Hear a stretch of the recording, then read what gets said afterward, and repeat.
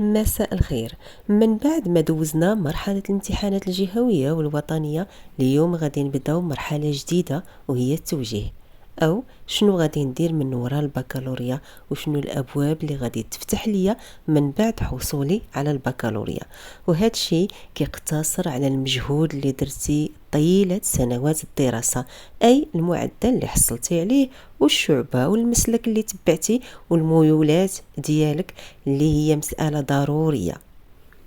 كاينين بزاف ديال المجالات التكوين من بعد البكالوريا، كالمجال الفلاحي، المجال الطبي وشبه الطبي، مجال البناء والتعمير والنقل والأشغال العمومية، الطاقة والمعادن، مجال التجارة والتسيير، مجال الإعلام والاتصال، مجال التربية والتعليم، المجال العسكري وشبه العسكري، واللائحة طويلة.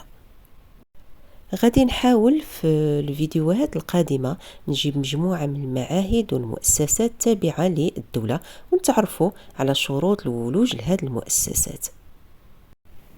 تابعوا الفيديوهات القادمة لأنها غادي تكون مهمة بالنسبة لكم وغادي تعاونكم على اختيار مجال التخصص وبالتالي مهنة المستقبل. دمتم في رعاية الله وإلى اللقاء.